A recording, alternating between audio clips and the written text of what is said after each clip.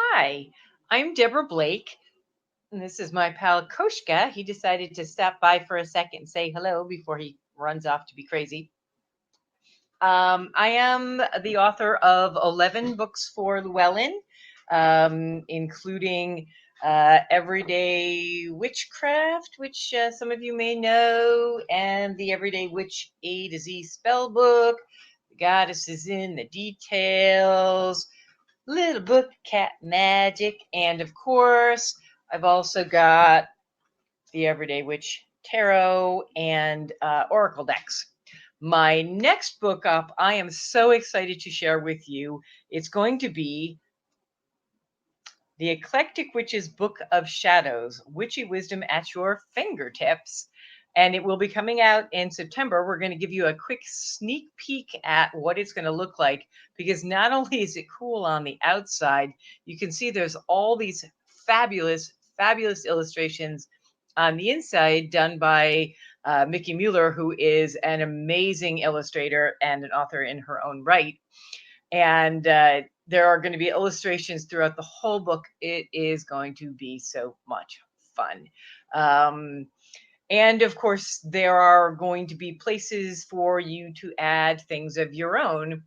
So I'm going to talk a little bit today about what a Book of Shadows is, why you would want to have one, how you can either create one from scratch or make it your own. And I'm going to do all that in 20 minutes, and then I'll take some questions. So we all have tools that are important to us as witches. We use a variety of things. You may use an athame, you may have a chalice. Everybody's got things that they use. And a lot of witches also use something that's called a Book of Shadows. A Book of Shadows can look pretty much like anything. It can be a plain notebook. It can be a fancy pants book that you get somewhere, like this one. This is Blue Moon Circle, my coven's book. And you can then fill it with whatever you want. You can make one from scratch. People actually do that. They will take pieces of paper and put them together and bind them. I don't know about you. I don't have that kind of time or ambition. Or you can take a book like The Eclectic Witch's Book of Shadows and make it your own. And the way we're going to be able to do that is because we have purposely put a lot of blank pages and places where you can put drawings or write down your own information. I can see, by the way, that we're having a weird little time lag between my lips moving and then the sound. I don't know if you're getting that too. That was happening with Anna, the presenter, when she was talking to me. This is what you get when you do a online conference during Mercury in retrograde. Oh, good. I look good on your end. Excellent.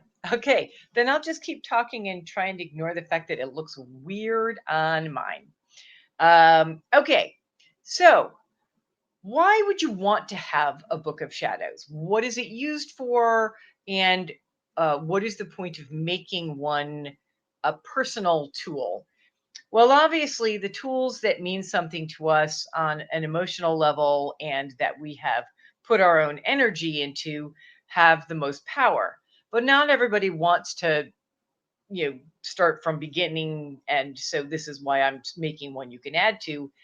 If you want to start one from scratch, it can look like anything you want.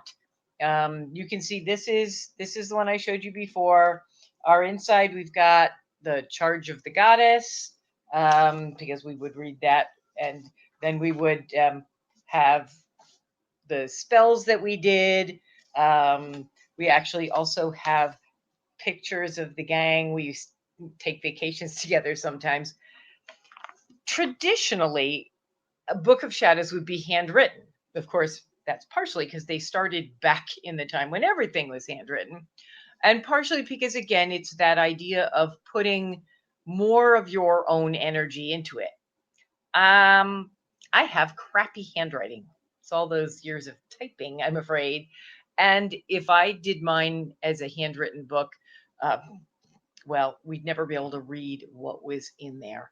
But you can do it whichever way you want. You can do what I do, which is to type things and print them out and put them in there so I can read them. You can do it handwritten. A lot of people do handwritten. Um, there's no wrong way. Anybody who's familiar with my books will know that that's one of the things that I say the most often. The way that works for you is the right way. I mean, assuming that you're not, skinning your neighbor's children to make your book. As long as you're not doing anything horrible and nasty, there is no wrong way to do witchcraft. There is no wrong way to do a book of shadows. And there is, in fact, no tool that is more personal than a witch's book of shadows. Sometimes called a grimoire, Book of Shadows contains a witch's magical information and the knowledge that he or she gains over years of practice. Not every witch has one. It's certainly not required. The individual witches in my group, some have some don't. I actually don't have a personal one. I just have the group one, but that's in part because the books that I write, like, my spell book, well, that kind of is my book of shadows because it has all the spells that I use up to that point in there, or most of them, and the rest of them are in the group book of shadows. It's a new name, a relatively new name, as you know, I'm sure by now, after having watched all these great presentations. There are parts of witchcraft that are fairly new, the Wicca sort of thing, the interpretations of it. And we believe that the term Book of Shadows actually originated with Gerald Gardner back when he was starting everything off in the 1940s. The grimoire, however, or a book of magic, goes quite deep into history, although that particular name is European in origin. There were magical books dating back as far as the Library of Alexandria, the Greeks, the Romans, the ancient Jews, and the sects of early Christians. Everybody had magical books. They were books in which the precious knowledge was kept. And that's essentially what your Book of Shadows is. There was a point at which having one of those would get you, burned at the stake. Thankfully, these days you can leave it out on your counter as long as, nobody's going to spill their drink on it. But you might want to put it away if you don't live someplace private. In the early days of Wicca, a coven usually had a main book of shadows, and people would copy out of it. They would copy the group rituals, and they would have their own books. So if you would get initiated into the coven, and then you would be allowed to copy the Great Wisdom out of the coven book. And when you went off and started your own coven, that would be the beginning of that coven's book of shadows. These days, a coven might still have a book of shadows, like Blue Moon Circle does. Ours is not a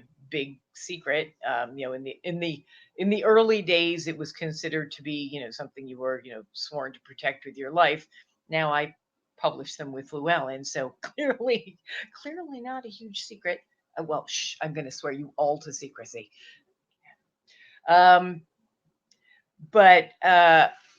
you can also have one of your own that is something that is just for you, and you can put spells in it that you found someplace else, or you can make up your own. If you are somebody who's good at writing spells and rituals, by all means, put your own spells in the book. It's also good for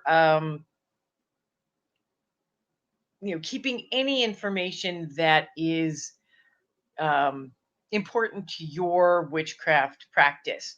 And that doesn't necessarily mean only, magical things like spells or rituals. If you love, plants, you can press some plants in the pages, some herbs, things like that. Or you can, as we did, take pictures of special occasions and put them in there. It's your book of shadows. You can do whatever you want. Back to the idea of handwriting.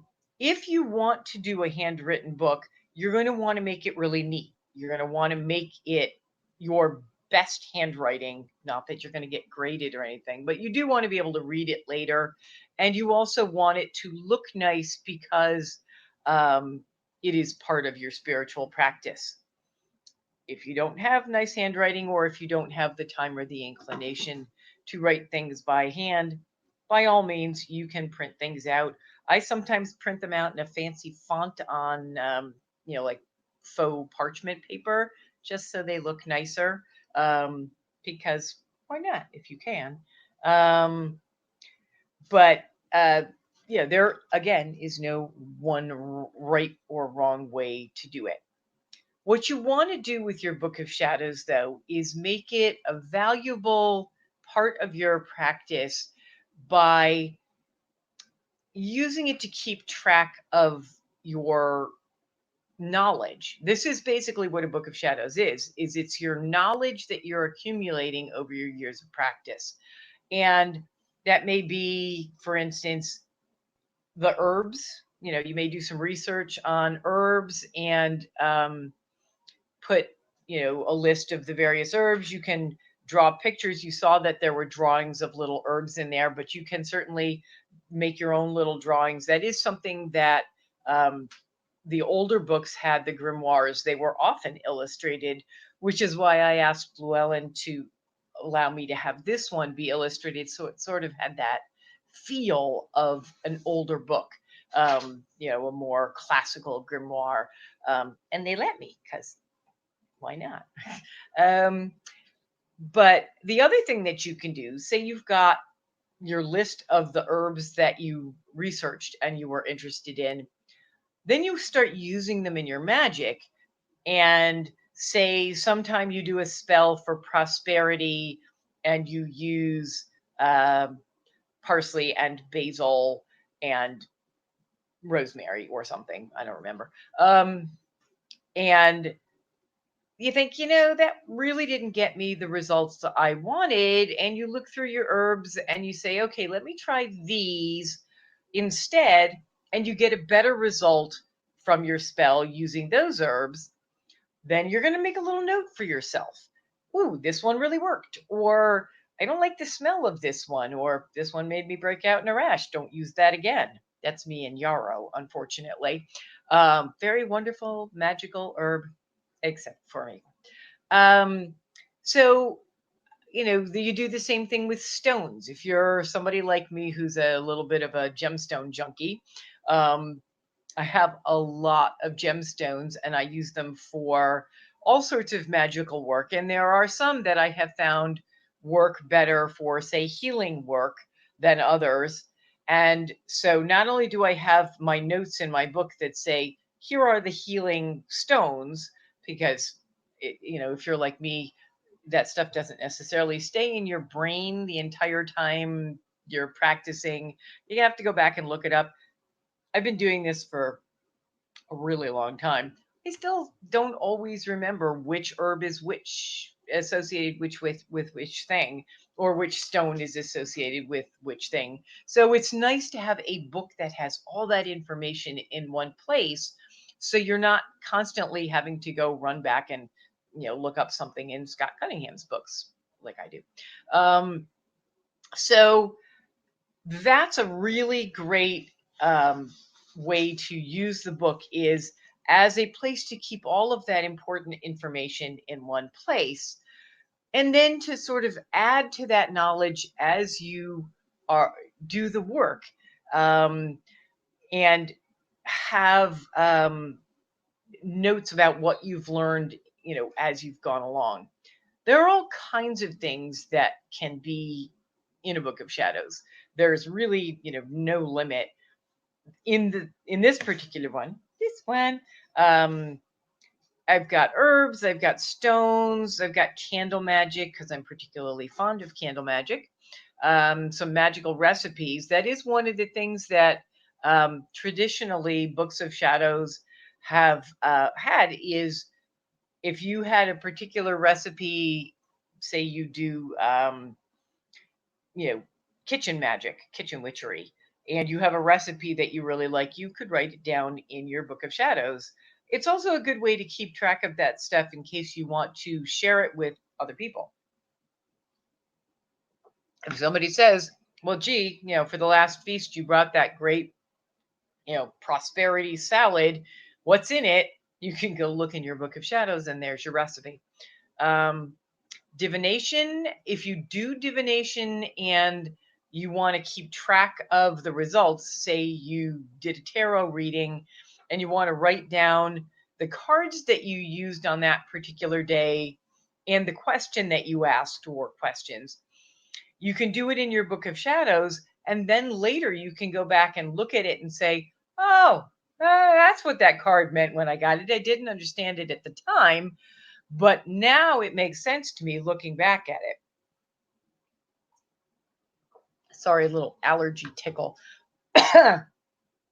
And the same thing with dreams. Some people use it as a place to write down dreams that seem important. Obviously, we all have a lot of dreams, but if there's one that seems particularly meaningful and you're not quite sure what it is, you can write it down in your book of shadows and then sort of mull it over. And later, if you figure out what the heck that meant, then you can say, oh, okay, I'm going to add a little note here that says 2 weeks later, I met the guy of my dreams, and that's what that meant. Yay. If you've met him, by the way, could you send him my way? That would be great. Thank you. You can also do gods and goddesses. One of the things that Blue Moon Circle does a lot of is sort of deep study on individual goddesses from time to time, just to expand our knowledge. And a book of shadows is a great place to write that down. If you're practicing with a group, one of the things that we do is occasionally we do sort of a information share. So everybody in the group will say, look up their favorite herb, and then bring back the information printed on a nice little card that everybody can share. And then we've got 4 or 5 different herbs with all sorts of information about their magical uses and maybe their medical uses, their cooking uses. And then you could put all of those together into your book of shadows. You could use them as bookmarks. Spells, rituals, invocations, and quarter calls. We have some that we use over and over again. And so it's nice to have that really handy so you don't necessarily have to make them up on the spot. We tend to wing it for the more relaxed rituals, but if we're doing something really formal, then we'll use pre-written quarter calls so that we're all kind of coordinated and not babbling, which we do a lot. And, of course, things like correspondence is, again, that, if you say, okay, what things are good for healing? Oh, I'm going to look in my book of shadows and, oh, look, here's the stones that are good for healing. And here are the herbs that are good for healing. Here's the candle color I'd use. Here's the best day of the week. Here's a book that I found about magical healing that I really, really liked. Oh, I'd forgotten the name of that. And you can also do that. You can, write down in the book names of books, that you use for your magic. If you don't own them all, if they are things that you either get from the library or that you've seen referenced by somebody else, you may want to jot them down in your book of shadows so that you have a way of backtracking and finding them. Really, there's nothing you can't put in a book of shadows. The way I designed mine is that basic knowledge would be there already, so you didn't have to go look for it like I did. Why should we all have to do the research? But don't feel like you have to just let that be the only thing in the book. Unlike most books, which I would say don't write in books, writing in books is bad. Um, this is a book we want you to write in. This is a book that is designed for you to add to make it your own. And you can do that with any other kind of book of shadows. Say you do get a copy of a book of shadows that belonged to a coven or to a friend, who maybe is mentoring you as a witch, then you can add to that and make it your own. I think that's the most important thing, whether you are starting from scratch with a blank book and creating it, or starting with something else. You want it to have your heart, your spirit, your magic, for lack of a better word, in the pages, because then it really does become a magical tool. It becomes something that is part of your magic and that you can refer back to over the years as you continue to grow and to gain knowledge as a witch, as a human being, and as somebody who is connected to the path they're walking on. I hope all of that made sense to you. In case it didn't, or in case I didn't cover something that you wanted me to cover, we are going to reopen the chat and I'm going to take questions. Doesn't have to be a question about the Book of Shadows. If you have a question about something else, I've got 10 whole minutes to give you people. And you can ask me whatever you want, within reason. Don't ask me how much weight I put on during COVID. That would just be rude. I hope that this was helpful for people. I hope that there was that you got something out of it. And if you think of a question later, you can find me online. So Fiona asked where to purchase the blank books. Well, there are a couple places. If you have a local New Age or pagan store, they always have those.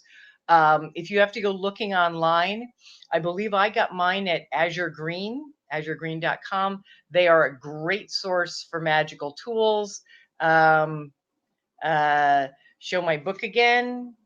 This is the new one.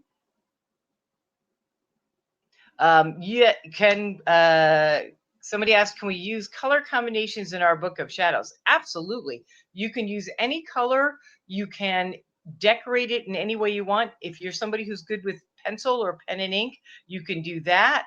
You can use markers. Colored markers are great. Somebody's asking, what are the different colored pictures hanging behind me? Those are actually framed book covers of my books. When I write a book for Llewellyn, they send me what's called a cover flat, which is the back and the front before it gets put onto the book, and I get them framed. So Colleen asks, if you've changed covens and gone lone witch, can you redo your Book of Shadows so it's yours only? And how do you get rid of stuff you no longer want? That's a really good question. Absolutely. I would start with a new book. I would put the things into it that you want, change anything that you don't want. You can leave out things that felt like they belonged to the old and not to the new. So yeah, those are definitely ways you can make it your own. You can also take your old Book of Shadows, if you have one from your old coven, do a cleansing on it, do a little bit of a, little sage, a little salt and water, maybe put it out under the moon if it's not raining. Just something to make it feel like you've cleaned off whatever old energy that you don't like. Jillian asked, do you put any blessings on your grimoire before you begin writing it? We did actually put a blessing. It's written, let's see, right here in the front. Blue Moon Circles, Book of Shadows, 2004. by the powers of earth, air, fire, and water, with the blessing of the goddess and of the god, and for the good of all, and according to the free will of all, in perfect love and perfect trust, so do we practice our craft. And you can see there's the fancy writing I was telling you about, difficult to read font. So yes, and we also did a consecration of the book itself. I think in my book Circle, Covenant, Grove, we actually had that spell and how to do the consecration. And I'll have something like that. I think there's something like that in the new one. I don't remember. I wrote it a year ago. So, but yes, it is definitely a nice idea to bless it and consecrate it ahead of time.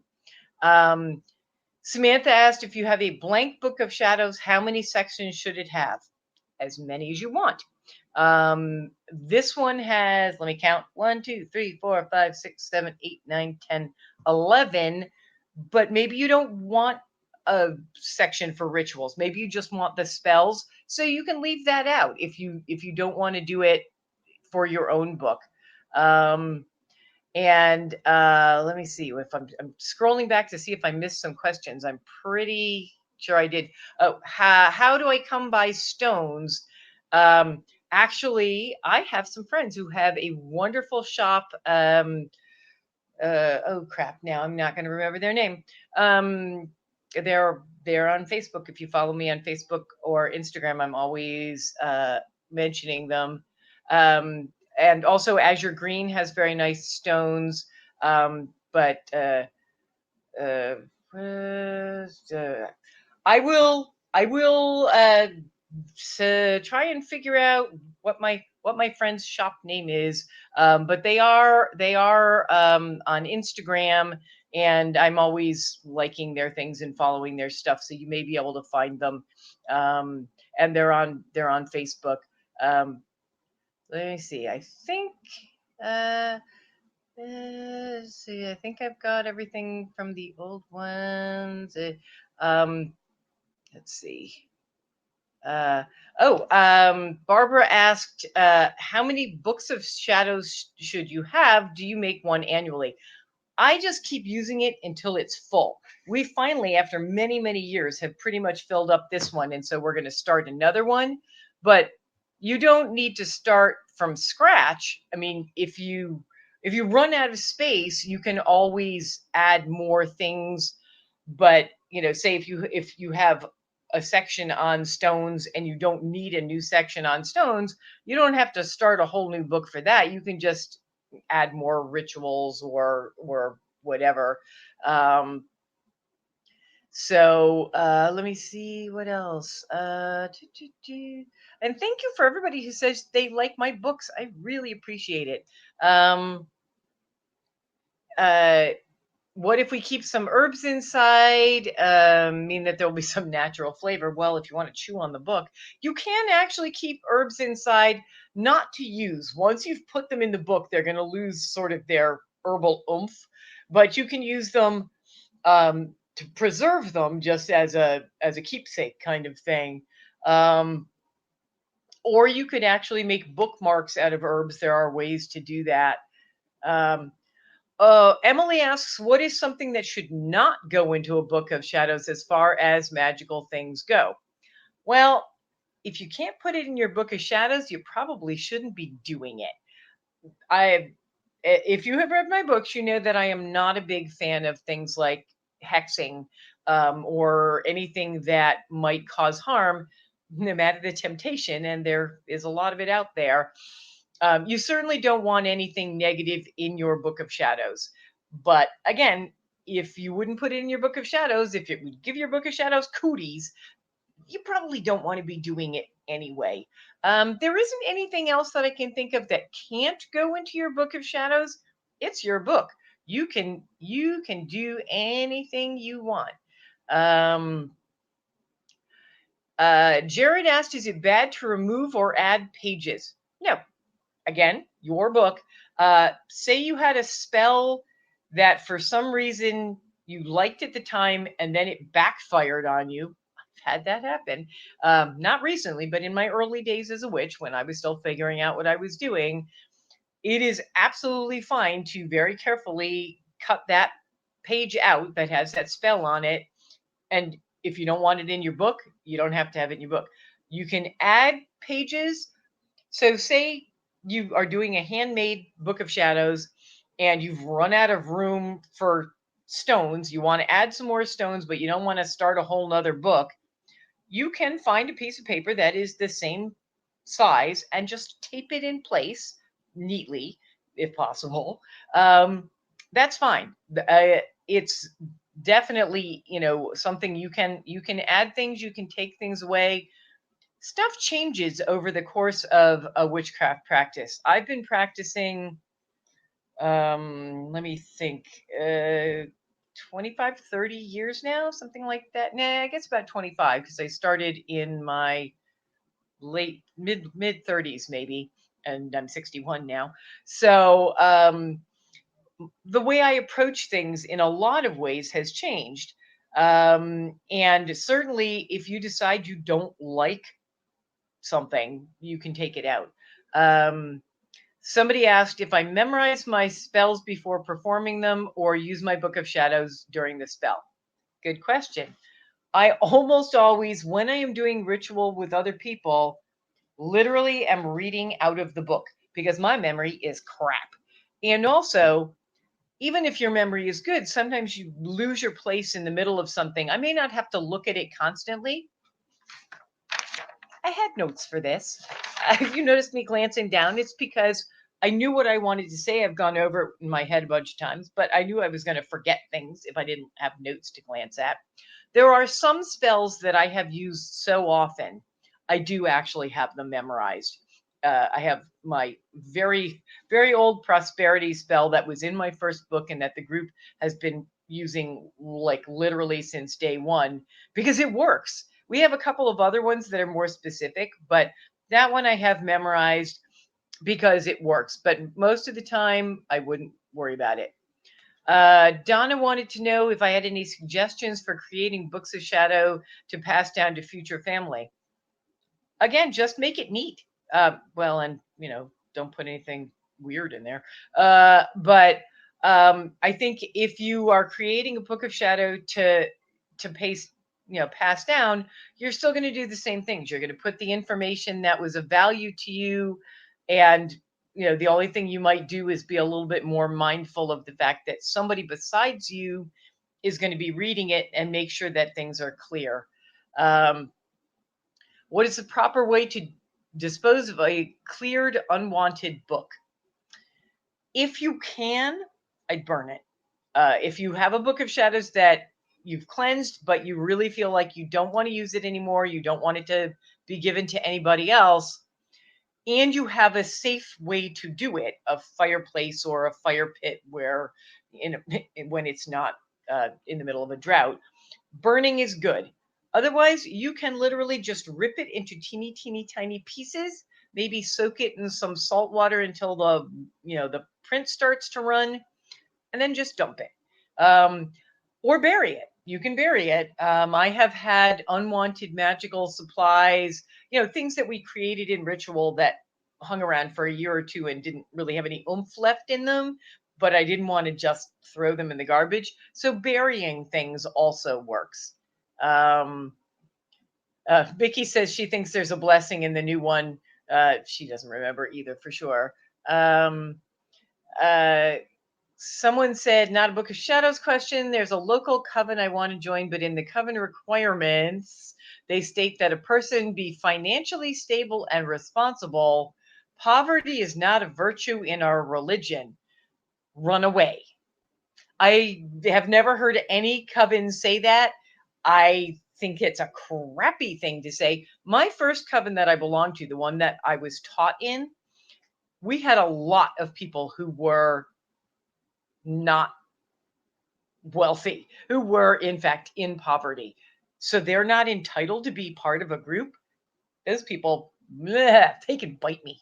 I think that's a terrible, terrible approach to practicing witchcraft. And no, it is absolutely not part of the pagan or Wiccan ideology to be against people in poverty. I've been poor. I've been really poor. It's not amusing, and having a spiritual life to support you until you can get back on your feet and a group of people who will have your back, very important. Um, oh, what is my page name in Facebook? Well, I'm pretty easy. Deborah Blake. I'm Deborah Blake on Facebook, Deborah Blake on Twitter. My website actually has links to everything, and that is www.deborahblakeauthor.com. Oh, thank you. Sun, moon, and earth. Yes. Thank you very much, Susan. I appreciate it. My mind just went completely blank. Yes. If you look online for the Sun, Moon, and Earth shop, they are actually a local shop in my area. I've gotten a lot of gemstones from them, and they do sell online as well. My friends Peter and Melissa own it, and they are absolutely lovely people. Melissa actually comes to some of our rituals.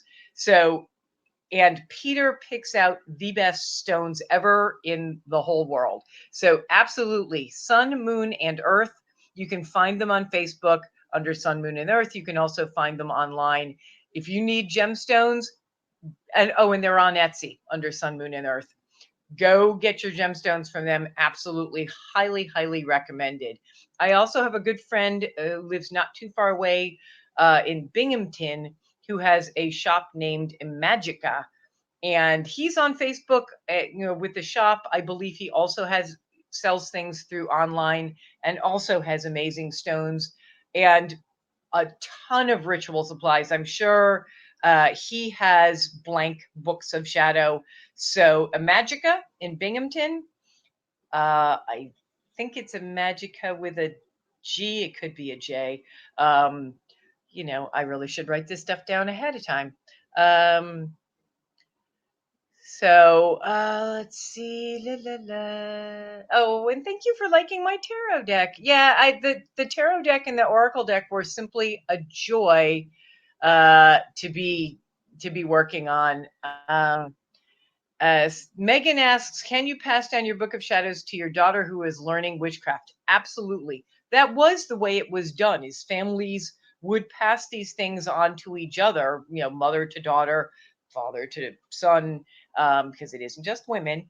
And absolutely, you can pass on your knowledge. My own stepdaughter, actually, who's out in San Jose now, she came to my group for quite a while until she went away to look for warmer places to live. And, she learned a lot of stuff from me that she is now using with her friends. Nicole says she's using a binder. There is absolutely no reason why you can't use a binder. I think my first book of shadows was a binder that I did some pressed flowers and things on the front of it, so it looked really nice. And then it was really easy to put paper in and out of it. I used that more for information I downloaded off the internet, less of a book of shadows and more of just sort of a reference book.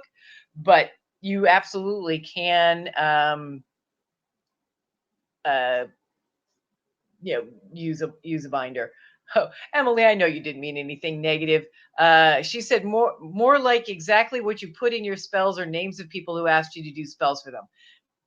It depends on if anybody else is going to be looking at your book. If you're going to put other people's names in, you can put spell for Emily.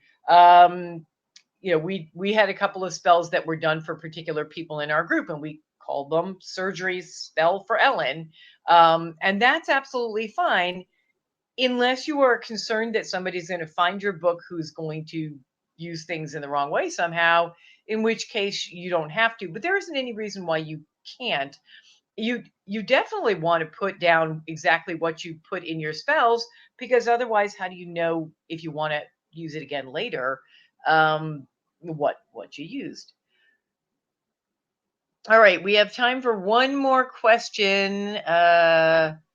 Look, Alicia put up the link. Thank you, Alicia. Alicia is my wonderful editor for Sun, Moon, and Earth. There it is. I think we are out of time. So, Jennifer asked what my favorite book that I have written is. Well, I have two. I'm going to cheat.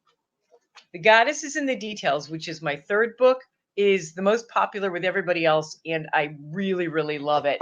And of course, the Little Book of Cat Magic, because what's not to like? And besides, it was dedicated to my cat Magic, who is no longer with me. So that one, probably my favorite.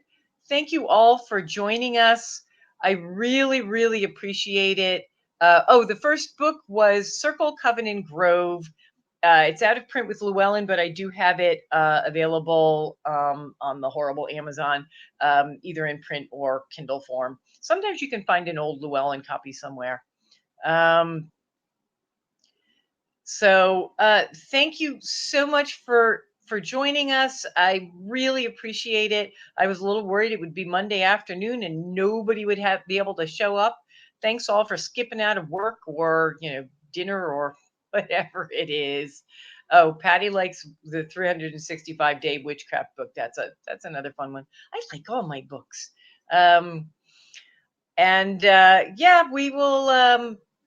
I guess have to wrap this up, I believe, because there are other people probably doing other things. And you can pre-order a copy of the Eclectic Witches Book of Shadows.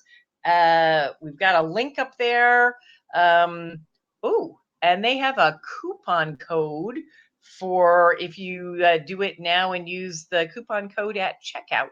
So definitely check that out. It's been great.